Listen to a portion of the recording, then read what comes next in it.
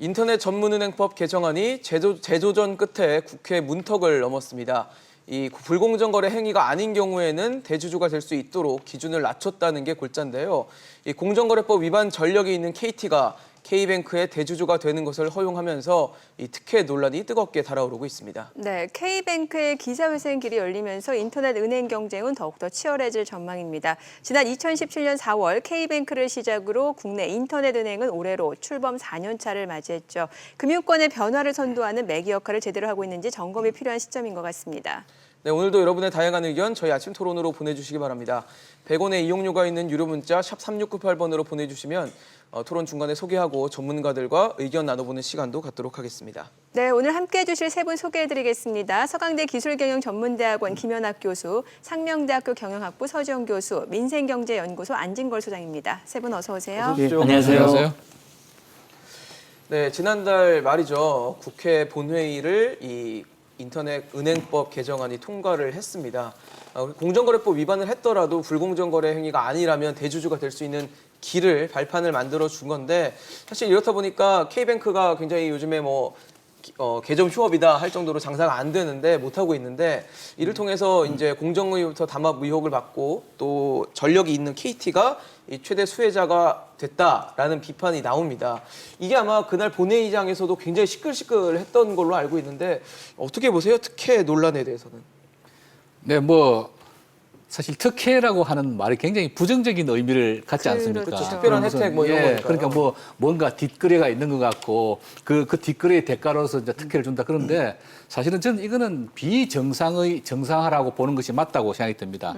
사실 이제 우리가 인터넷 전문 은행이 필요하다는 건 사회적 공감대가 있었고 또 대통령 공약 사항이었고 그래서 출범했는데 출범할 때 개문 발차를 했습니다. 이게 인터넷 전문 은행법이 개정되기도 전에 제정되기도 전에 실시돼가지고 당시 은행법에 의하면 은행의 이제 산업자본의 경우에는 지분을 최대 10%까지 밖에 가질 수가 없고 특히 의결권은 4%밖에 가질 수가 없습니다. 그러다 보니까 초기에 K뱅크와 카카오뱅크 모두 4%의 의결권을 갖는 주요 주주가 그냥 10%밖에 없고 다른 주주들이 오히려 지분이 더 많은 그런 형태로 출발했단 말이죠. 그런데 그렇죠. 아시다시피 은행이라고 하는 것은 좀 속된 말로 돈 장사하는 데입니다. 그래서 내가 자본금이 있어 그걸 레버리지를 해서 10배 정도 가지고 이제 돈을 대출해 주는 거거든요. 초기에 출범한 은행이 아무래도 고객들이 예탁금은 많지 않을 것 아니겠습니까? 그런데 초반에 어느 정도 인터넷 은행들이 인기를 끌면서 처음에 시작했던 자본금이 금방 바닥이 나버렸어요.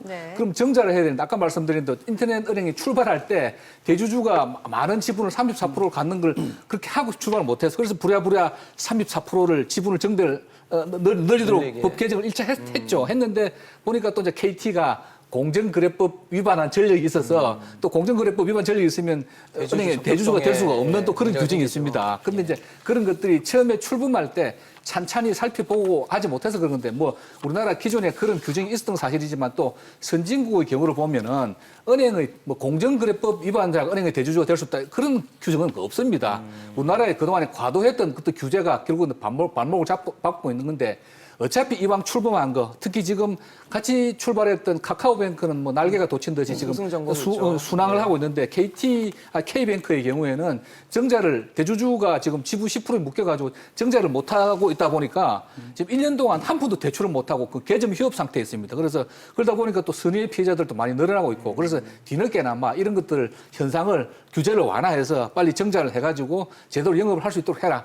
당초 이 인터넷 은행권 진입을 통해서 매기 역할을 해서 금융산업 전체 활력을 불어넣도록 하자는 그런 취지에 충실하고 이번에 법 개정을 한 거다. 그래서 특혜로 보는 것은 좀 무리가 있다라고 하는 게 제 생각입니다. 무리가 있다고 보시는군요. 예, 제가 우리 김연학 교수님 설명에도 상당한 설득력이 있습니다. 저도 그리고 이미 만들어진 카카오뱅크나 K뱅크가 사실 잘 돼야죠. 망하게 할 수는 없잖아요. 은행이 망하면 거기에 지금 K뱅크도 100만 명이 넘는 가입자가 있는데 가입자도 있고요. 그리고 저도 인터넷 은행 사실 말로만 들어보고 제대로 안 해봐가지고 이번 토론에서 어저께 K뱅크 가입을 해봤어요. 해보셨어요? 정말 많은 분들이 왜 카카오뱅크에 열광했는지 확실히 느껴지더라고요. 아주 간단하게 가입이 되고 물론 이제 신분증은 이제 이렇게 사진 본인 찍어서 하니까 오프라인 은행 가서 하는 절차를 온라인으로 대체했습니다. 근데 간단하죠.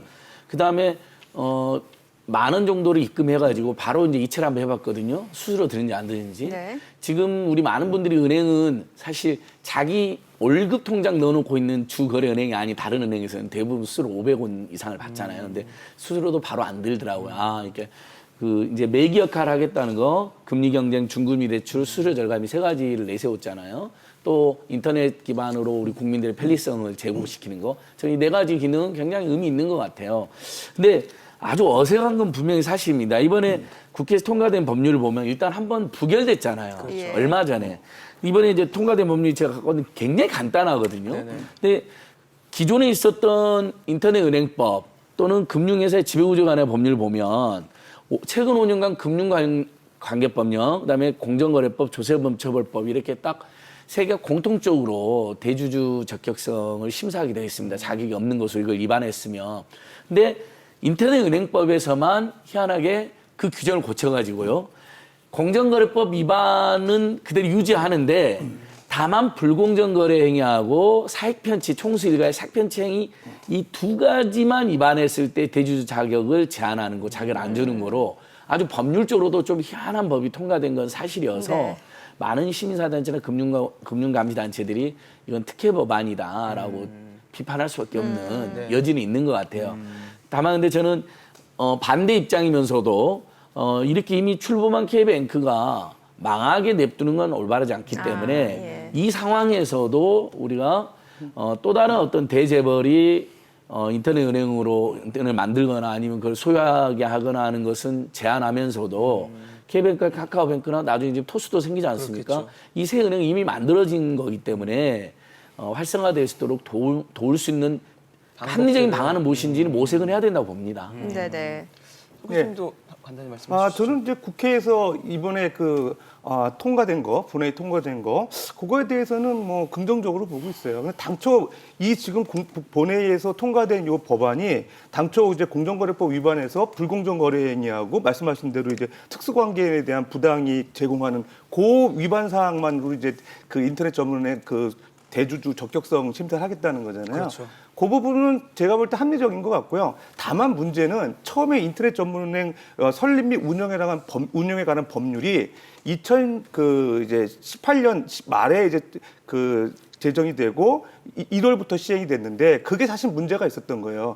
우리가 특히 이제 왜 그럼 산업자본이 은행 자본을 지배하면 안 되느냐는 그 배경부터 살펴봐야 되는데 예. 우리나라 특수하게 재벌이라는 집단이 있습니다. 네. 재벌이라는 기업들이 대체적으로 그 자기 지분을 가지고 100% 출자를 해가지고 그 기업을 지배하면 상관이 없는데 대체적으로 소수 지분 가지고 그 기업을 지배하면서 순환 출자 고리로 형태로 이제 비편법적인 그런 행태를 보이고 있거든요. 예. 그게 어떤 부분 편법 그 자기의 어떤 사적 편이라든가 예를 들어서 이제 순환 출자를 통해서 뭐 승계 이런 쪽에 이제 악용되다 보니까 문제가 생기기 때문에 산업 자본을 규제해야 된다. 특히 이제 국민들이 예금하는 그런 은행을 지배하는 건 말이 안 된다. 이래서 사실은 은산분리법이 이제 강조가 된 거거든요. 그렇죠, 예. 근데 지금 보게 되면 불공정 거래 행위의 좀 그 내용하고 특수관계에 대한 부당 이득 제공, 그게 어떻게 보면 오너 재벌들이 이제 사실 은행 자본을 갖다가 지배하는 거에 대한 제한은 되는데 사실 완벽하다고 지금 볼 수는 없어요. 그렇죠. 그러다 보니까 어쨌든 초점을 잘 잡아가지고 이번에 국회 본회의에서 통과가 됐기 때문에 KT만을 위한 사실은 그 특혜는 아니라고 생각합니다. 왜냐하면 KT가 기본적으로 이제 우리 상호 출자 제한 대상 기업 집단인 건 맞는데 네. 31개 중에서 7개가 총수 없는 기업 집단으로 적용돼 있어요. 그러니까 예를 들어서 기업 내에 실질적으로 기업을 실질 지배하는 동일인이 있는지 없는지 여부에 따라서 총수 있는 기업 집단하고 총수 없는 기업 집단으로 구분되는데 KT, KTNG, 농협, 그다음에 S-오일이라든지 대우조선해양, 대우건설 이런 7개 회사들은 지금 총수 없는 기업 집단이거든요. 그러니까 사실 그런 측면에서 보면 어떤 그 순환 출자, 편법 순환 출자에 대한 가능성이 적다는 측면에서는 KT를 위한 특혜라기보다는 애초에 KT가 사실 이런 공정거래법 위반으로 인터넷 전문은행을 못하게 했던 법이 잘못된 거지. 제가 볼 때는 이 이후에 바로잡은 법이라고 생각해가지고 KT 특혜는 아니라고 생각됩니다. 그러니까 두 분은 어떻게 보면 인터넷 은행 발전을 위해서는 좀 필요한 조치였다라고 보시는 거고 조금은 여러 가지 뭐 은산분리 원칙에서도 네. 좀 벗어나겠고 여러 가지 좀 악용될 그렇죠. 소지가 있다 그러니까 제가 이렇게 보시는 약간만 거네요. 표현하면요. 아무튼 현대 자본주의 대원칙이 산업자본이 금융자본을 지배했을 때 네네. 사실 자기 돈도 아닌 국민의 돈으로 예. 여러 가지 이제 부를 모순적 행태를 할 수도 있기 때문에 그걸 다른 나라들 다 원칙적으로 분리시켜 놓은 거거든요. 다만 법에서 4%까지는 의결권 있는 지분을 소유할 수 있고 10%까지도 지분은 금융당국의 허락을 받아서 의결권을 행사하지 않는다 하더라도 10%까지 지분을 행사할 수 있게 이미 완화된 조치가 시행되고 있는데 인터넷은행법은 34%까지 지분 소유를 이미 허용하고 있습니다. 네네. 이미 특혜라고 할 수 있는 부분을 상당히 완화를 해준 거죠. 예. 왜냐하면 인터넷 은행에도 조금 돈이 있는 사람들이 할 수밖에 없으니까. 그러니까 가장 이상적인 것은 벤처나 스타트업 기업이 인터넷 은행을 만들어서 예. 기존의 은행들하고 아까 말씀드린 금리 경쟁, 그다음에 저금리 대출, 그다음에 수수료 안 받는 거 뭐 이렇게 경쟁하는 거였는데 사실 그러기가 쉽지가 않거든요. 은행이라는 건 기본적으로 법에도 자본급이 1,000억 이상 있어야만이 만들 수 있게 되어 있거든요. 그래서 기존의 자본이 진출할 기회를 주기 위해서 인터넷 은행법이 특례법으로 예. 은산분리 일부 완화해서 만들어진 거거든요. 근데 보니까 KT가 K뱅크의 10% 가지고 있는데도 K뱅크가 엄청 실적이 안 좋았습니다. 그러니까 KT 입장에서는 자기들이 대주주로서 더 출자할 수 있는 기회를 달라라고 이렇게 사실 로비를 한 것도 사실이거든요. 예. 그러니까 KT만 의하는 특혜는 아니었다 하더라도 특정 대기업이 계속 국회 안팎에 로비를 해서 아까 말씀드린 다른 금융회사의 지배구조라든지 대주주 적격성 심사에 있는 이미 법령 공정거래법 위반하면 안 된다고 되어 있거든요. 다른 데는 다. 근데 이 인터넷 은행 특례법만 이번에 예외를 공정거래법 줬다. 예. 중에서도 딱 2가지 행위만 걸리는 거고 나머지는 다 풀어준 겁니다. 근데 KT가 최근에 담합으로 처벌받은 전력이 있거든요. 예, 예. 그러니까 시민사회단체들이랑 국민 절대 다수라고 제가 말을 안 하겠습니다. 왜냐하면 국민들도 의견이 다르시니까. 의견이 다르죠. 국민 상당수께서는 이거 특정 대기업이 자기 유리하게 해달라고 로비하면 이렇게 법을 굉장히 이상한 형태로 고쳐도 되는 거냐는 지적이 나올 수밖에 없는 배경은 제가 감히 시청자들한테 한번 설명을 해드립니다. 예. 네네. 그래도 이렇게 뭔가 문턱을 낮춰주면 우리나라 산업계에서 계속 지켜왔던 은산분리 이게 깨질 수 있다는 우려는 존재하지 않을까 싶거든요. 네, 뭐 은산분리의 원칙이라는 것이 저는 뭐 금과 옥조는 아니라고 생각됩니다. 예. 이건 저는 뭐 아날로그 시대 낡은 그 규제라고 생각하거든요.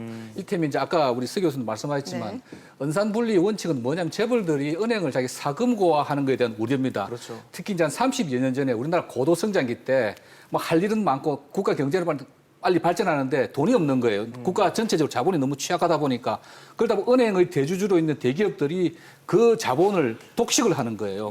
중소기업이라든지 일반 대중에게 돌아가야 될 그런 취약한 얼마 안 되는 그 자본들을 일반 대기업들 독식하니까 사금고화 이슈인데 사실 지금 30여 년이 지나서 우리나라 대기업들 세계적인 수준의 대기업들 됐고 지금은 돈이 없어서 투자를 안 하는 것이 아닙니다. 돈이 없어서 아이템이 없어서 투자를 못 하는 거죠. 지금 사실 일부 대기업들은 수조 원씩 수십조 원씩 이제 현금 잉여금을 가지고 투자할 데를 찾고 있는 상황이다. 그래서 과거처럼 사기업을 자기 사금고에서 마음대로 쓸 그럴 시즌 아니다. 그리고 그에 대해서는 또 보완 장치가 있습니다. 주로 이제 사금고에서 악용하는 경우가 아까 말씀드린 대로 은행 돈을 자기 사업에 막 대주주가 일방적으로 빌려가지고 막 쓰는 거. 또 하나는 문어발식 확장을 위해서 계열사 지분을 막 자기 은행으로 하여금 막 취득하게 하는 건데 네. 그건 이미 인터넷 은행법에도 그걸 못하게 금지되어 있고 그런 것은 또 경과 구조로 막으면 되거든요. 그래서 지금 세상이 많이 바뀌었고 시대가 바뀌었고 제 개인적인 생각으로는 우리나라 4대 재벌은 아마 그래도 절대로 이 은행을 못 가지게 되는데 아마 가지라고 해도 안 가지지 않겠나라는 생각도 들어요, 사실은. 왜요? 왜냐하면 저희들 돈 이미 많기 때문에 은행 규제가 받아가면서 할 생각은 없을 거로 저는 생각됩니다. 다만 그래서 저는 은산분리의 그런 규제는 시간이 지나면서 점점점 완화하는 것이 맞고 그러나 그럼에도 불구하고 지금까지 어떤 그런 이슈들이 있고 또 우려들이 있기 때문에 하루아침에 뭘 은행법을 개정하자 그런 건 아니고요. 이렇게 이번에 인터넷 은행 전문은행 특례법처럼 하나씩 둘씩 그런 경계를 물고 또 뭔가 위험한 우려되는 상황에 대해서는 안전장치를 마련하면서 조금씩 규제를 완화해 나가야 된다. 왜냐하면 우리나라가 지금 산업 규모 세계 11, 2위라고 그러는데 은행 경쟁력은 세계 80위권이라는 그런 조사도 있거든요. 그런 것들이 우리 은행들이 기존의 금융당국의 보호하에서 진입규제를 튼튼하게 쌓아놓고 자기들만이 안전했기 때문에 그런 것이 아닌가. 은행은 혁신을 위해서라도 은산분리 은행은 뭐 원칙은 깨서는 안 되겠지만 조금씩 완화해 갈 필요는 있다. 그런 게 제 생각입니다. 시대 흐름에 맞춰서. 예. 그러니까 이제 네. 김현욱 교수님 주장이 이제 제가 다 동의는 안 하지만 설득 있는 부분은 마지막 예, 부분. 예. 기존 은행이 지금 사실 우리 국민들 아마 시청자들도 이 부분은 다 동의를 할 겁니다. 이슈에 대한 생각은 좀 다르시더라도 너무 예대 마진으로만 영업을 해가지고 그렇죠. 사실 영업이익의 90% 이상이 이자 수입이고요. 예. 이자 수입이 작년에만 해도 40조가 넘습니다. 시중은행 16개 은행들이. 그러니까 국민들이나 중소기업이나 서민들이 힘들게 예. 예금하면 이자는 거의 마이너스 금리나 제로 금리고 대출 금리는 담보를 제공해도 4~5%까지 막 받는 거거든요. 네. 그 격차를 극대화해서 최근에 한국은행 자료에도 최근에 뭐 2.5%까지 차이가 예대 마진이 벌어졌다. 최대 벌어졌다. 서민들, 중소기업은 힘들어도 은행들은 엄청난 실적잔치, 이자잔치를 쌓고 있는데 이거에 대해서 은행들 간의 경쟁으로는 안 이루어지고 있는 거예요. 사실 거의 미미한 경쟁이니까 인터넷 은행이 들어가서 매기효과를 한다. 요건 저는 설득력이 있다고 봅니다. 그래서 사실 시민사단체 내에서도 인터넷 은행 생길 때 강력한 반대도 있었지만은 이런 효과 때문에 일부 소비자 단체들은 또 찬성을 하기도 했습니다. 아니면 약간의 그런 강력 반대는 아니고 약간 유보적 반대 정도, 조금 온건한 반대 정도 예. 하는 경우가 바로 소비자들이 이런 니즈가 있었기 때문이거든요. 그래서 저는 K뱅크 이번에 법 통과된 거 저는 문제있다고 지적하지만 시민사회 지적에 동의하지만 카카오뱅크, K뱅크, 토스뱅크 어쨌든 세 개가 어쨌든 만들어진 거잖아요. 하나는 이제 네네. 만들어지고 있는데 네. 이왕 만들어진 거 망하게 할 수는 없다고 저도 봅니다. 예. 그러니까 활성화시키자 여기까지 동의. 근데 이 활성화 방향은 반드시 방금 말씀드린 그 매기 효과로서 금리 인하, 수수료 없애거나 절감, 금융 소비자를 위한 방향이 돼야 된다 말씀이신 거죠. 다종다양한 어떤 중저금리의 대출 상품, 그래서 예대 마진을 뭐 최소화까지는 하더라도 상당히 합리 요소를 줄이는 거, 그다음에 우리 국민들이 권리인 금리 인하 요구권을 적극적으로 또 행사하고 수용해 주는 거, 이렇게 좀 혁신을 만들어줘야 된다라고 예. 이런 것들도 당부하고 싶고요. 하나만 더 당부하면 이제 우리 김연학 교수님께서 이제 우리 5대 재벌이 들어올 일은 없을 것이다. 저도 그렇게 생각을 해요. 옛날처럼 막 재벌이 막 아무렇게나 진출하지는 않고 우리 국민들 눈치도 보니까. 근데 그래도 삼성이나 SK그룹이 ICT 기반 기업이잖아요. 있잖아요. 예, 예. 그래서 그걸로 우회적으로라도 들어오는 것은 이 인터넷은행 설립 취지에는 그러니까 일부 산업 자본이 들어와서 인터넷은행을 키우자는 취지는 좋은 면이 있을 수 있으나 재벌이 또 들어올 수 있는 여지는 우리가 좀 앞으로도 철저히 차단하는 게 전체 산업 생태를 봤을 때 국민이 봤을 때 더 바람직하지 않냐 이런 고민은 다시 한번 이야기해 봅니다. 네. 사실 이번에 인터넷은행법이 국회를 통과를 하게 되면서 KT도 이제 어떻게 보면 K뱅크에 증자를 한다거나 자본을 넣을 수 있는 기회가 생겼는데 지금 상황에서는 BC카드를 통한 간접 증자를 하겠다는 거지 KT가 직접 나서지 않겠다는 입장인 것 같아요. 왜 이렇게 직접 왜 안 나설까요? 일단은 명목적으로는 이제 통과됐는데. BC카드를 통해서 우회 증자하는 거를 이사회에서 통과됐기 때문에 네네. 그 명목을 유지했던 거고요. BC카드가 예. 지금 KT의 자회사. 자회사죠. 68% 정도 지분을 갖고 65.8% 정도 지분 갖고 있습니다. KT가. 근데 이제 이건 틀린 것 같아요. 그러니까 국회 본회의에서 이 그 인터넷 그 인벤법 인터넷 개정안이 인벤법, 예. 통과 안 된 상황에서 B 플랜으로 BC카드가 의해서 우회 증자하는 거에 대해서는 사실은 사회적 어떤 시각이나 금융감독당국에서 꼼수가 아니냐 해서 좀 부정적으로 보는 시각이 있는데 일단 인벤법 개정안이 통과된 상황에서 BC카드가 원론대로 그냥 증자하겠다. 이건 좀 다른 측면, 결이 다른 것 같아요. 그러니까 지금 보면 BC카드 원래대로 이제 대기업 이사회에서 승인을 해가지고 증자하겠다고 얘기를 했기 때문에 예. 어쨌든 지금 버퍼도 있는 거잖아요. KT가 네. 이제 구원투수로 나설 수 있는 방안도 있기 때문에 예. 일단 BC카드가 이제 나갈 것으로 보이고요. 근데 다만 이런 건 있죠. 이제 우리가 이제 인터넷 전문은행 설립 및 운영에 관한 특례법, 예. 이제 자산 10조 원 이상 기업이라도 ICT 사업이 50% 이상일 경우에는 이제 인터넷 전문은행 할 수 있다 이런 규정이 생긴 이후에 취지는 사실은 ICT 기업이 주가 되고 사실은 그런 사업을 인터넷 전문의 금융업을 할 수 있게끔 이렇게 허가를 해준 거거든요. 근데 BC카드 같은 경우는 사실은 뭐 금융사죠. 금융과 IT에 융합하는 회사라고는 얘기는 하지만 사실 네. 전문 IT 기업은 아니죠. 그렇죠. 그런 측면에서 좀 어떻게 보면 좀 논란의 소지가 될 수 있고요. 근데 그럼에도 불구하고 KT가 이제 믿고 있는 거는 지금 카카오 사례입니다. 카카오가 이제 실제적으로 이제 그 지배구조 구성을 보게 되면 예. 한국투자금융회사가 대주주였어요. 한 58% 지분 갖고 있다가 이제 사실은 그쪽에서 증자하는 과정에서 한국투자증권이라고 하는 그 자회사를 통해서 증자를 하려고 했는데 그 한국투자증권 이제 2017년도에 공정거래법 위반, 즉 또 채권 전력이 수익률을 있어요. 또 담합했다는 얘기가 있어가지고 증자가 안 되니까 손자회사죠. 그 한국금융지주 입장에서 예, 보면 예. 한국자산밸류 회사를 통해서 사실 증자를 했거든요. 아, 우회 증자를 한 거네요. 우회 증자를 한 거죠. 네. 그러니까 그 사례가 있기 때문에 KT 입장에서는 BC카드를 통해서 우회 증자하는 거에 문제가 없다고 문제가 보겠네요. 없다고 생각하는 거죠. 카카오 전력으로 보면. 근데 이제 다만 이제 그 사례에 비춰 보면은 가능성이 있긴 하지만 어쨌든 이게 이제 첨예한 논란이 되는 상황에서 국회 본회의를 통과했기 때문에 또 이제 금융감독단에서 다른 잣대 갖고 볼 가능성도 있어요. 그렇기 때문에 좀 주의해야 될 사항이고요. 예. 한 가지 그러면 BC카드가 지금 어떻게 보면 카드사잖아요. 네네. 근데 여신 전문 금융업법 그 적용을 받아요. 그렇죠. 그 여신 전문 금융업 여전사라는 거는 수신 기능이 없거든요. 네. 그런 회사가 대출을 과연 하죠, 이제. 이제 은행업에 진출할 수 있는 거냐? 그런 측면에서 보면 조금 논란의 소지는 있을 수 있습니다. 제가 예. 좀 부연 설명을 드리겠습니다. 예. 말씀하신 대로 KT가 BC카드를 대타로 내세운 거는 처음에는 플랜 B였습니다. 왜냐하면 KT 본체가 예. 공정거래법 위반으로 대주주될 자격을 상실할 것 같으니까 이제 BC카드를 내세운 건데 보다 현실적인 이유는 자금 동원력입니다. 사실 뭐 KT가 대기업이고 뭐 빌리면은 뭐 지금 정자한테 한 2,600억 정도 들어간다고 그러는데 뭐 예. 그 돈을 KT가 왜 마련 못 하겠습니까만은 어쨌든 최근에 뭐 통신사들 실적도 그렇게 좋지가 않고요. 근데 BC카드는 마스터카드라고 하는 글로벌 카드사의 지분이 있습니다. 요거는 다 팔 계획인데 그 팔면 한 4,300억 정도 이미 이사의 결의가 났다고 합니다. 네네. 캐시플로우 여유가 있는 거죠. 예. 그래서 사실 아무리 KT라도 2,600억이 적은 돈은 아니거든요. 그렇죠. 그래서 그 돈을 BC카드 아니 마스카드 지분 판 지분 팔아서. 가지고 네. BC카드가 인수가 하겠다는 거고 실질적으로 어쨌거나 뭐 법적으로는 공정거래법도 동일인입니다. KT가 지분 안 갖고 BC카드 있다 하더라도 KT가 그룹의 모 회사로서 사업을 하는데 영위하는데 뭐 차질은 없을 걸로 보입니다. 그래서 그런 면들은 뭐 현실적이면 실질적인 면, 근데 KT 같은 경우에는 또 지금 아마 지금 요즘 또 유료 방송 시장의 경쟁이 치열하고 M&A가 활발하거든요. 네네. 뭐 시장에 들린 장에 D-라이브를 지금 인수하려고 이제 그러고 있는데 그게 또 몇천억이 들어가 상당히 예. 더 큰 돈이 들어가게 됩니다. 그래서 돈이 막 여유가 캐시플로우 많지는 차원에서 않네요. 그렇습니다. 그래서 캐시플로우 매니지먼트 차원에서 그룹사 간의 역할 분담을 한 것이 아닌가. 다만 말씀하신 대로 그 금융 당국에서 아니 자회사를 통해서 하지 말고 KT 네가 직접 해라고 또 뭐 다른 조건을 건다든지 그러면 KT도 뭐 달라질 다시 수는 생각을 있겠네요. 하겠죠. 현재로서는 BC카드가 인수하는 걸로 그렇게 정리가 돼 있다고 들었습니다. 네네. 사실 K뱅크가 지금 뭐 계정 휴업이라고 하는데 지금 현재 인터넷 은행에서 가장 잘 나가는 데는 카카오뱅크일 겁니다.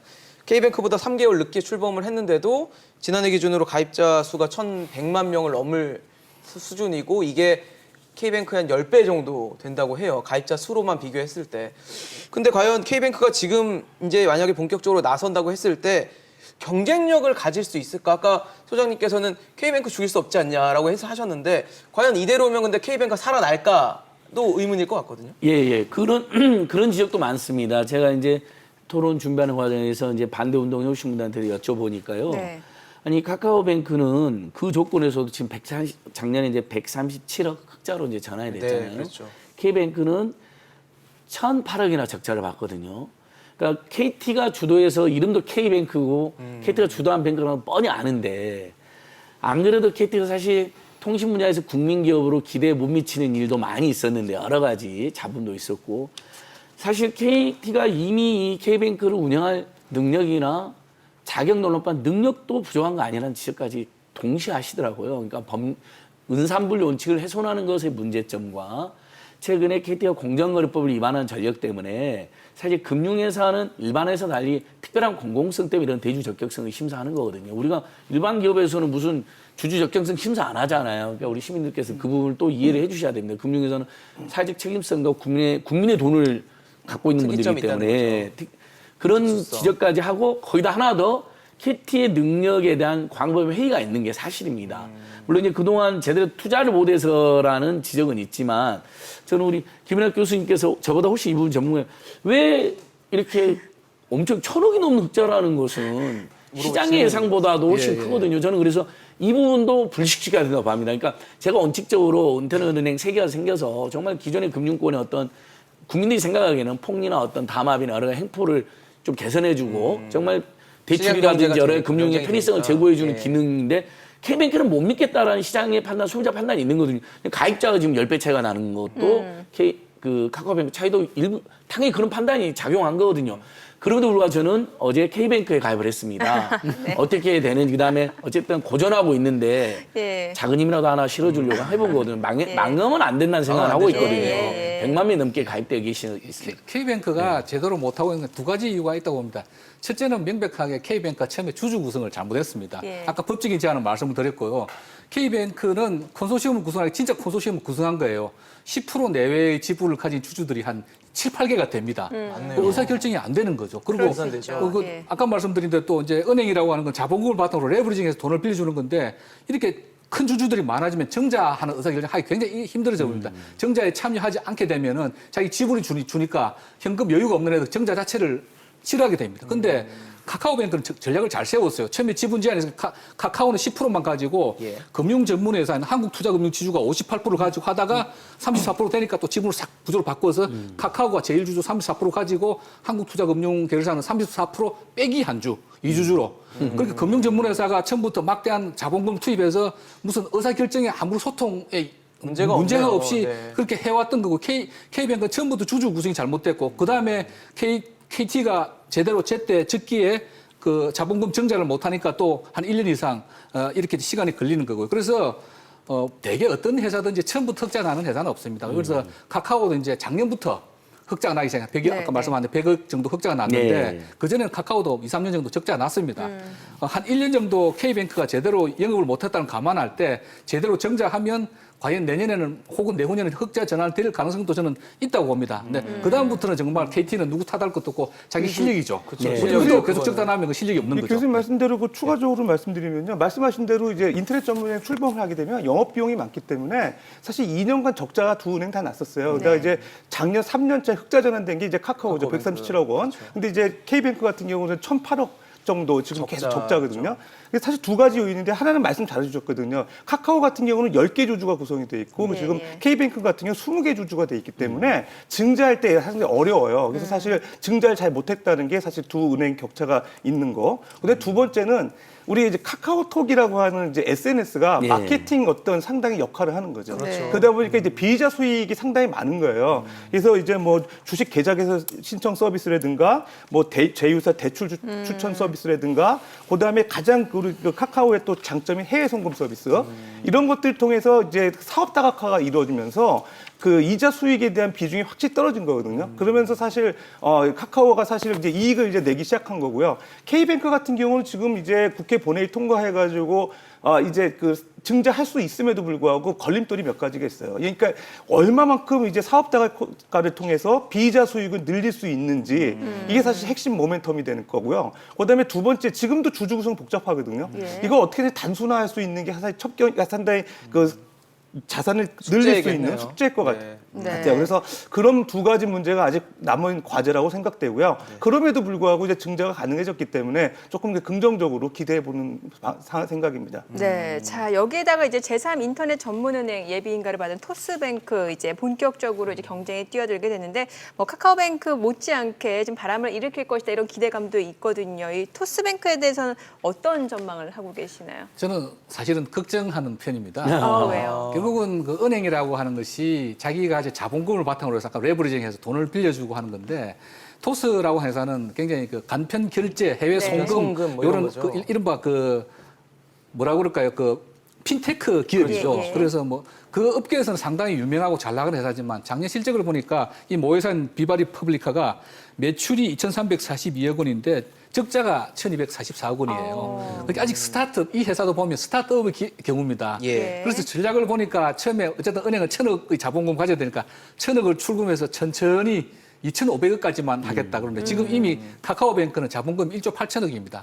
그래서 레버리징해서 지금 자산이 20조가 넘는 거고요. 네. 지금 우리가 K뱅크가 허덕이고 있다고 하지만 그래도 지금 5,100억 정도 자본금이 있고 예. 조만간 이제 정자 허용되었으니까 1조 이상으로 1조 1천억 정도로 자본금을 늘리겠죠. 늘릴 계획입니다. 그래서 네. 제대로 정상적으로 은행 경영을 하려면 미니멈 조 단위의 그 자본금이 있어야 되는데 이렇게 적자 보는 회사가 대주주로 나와서 물론 재무적 투자가를 구하면 되지 않느냐라고 하지만 사실은 대주주가 건실한 그 자본력이 있어야 됩니다. 지금 K뱅크 같은 경우에도 대주주가 건실하지만 결국 주주 구성이 제대로 그 문제가 있으니까 네. 그렇게 된 것 아니겠어요. 그래서 저는 사실 걱정이 되는데 그런데 그건 왜 이렇게 됐느냐. 예.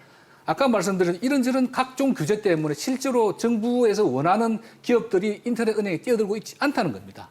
우리가 흔히 아는 IT 기업들은 뭐가 있습니까?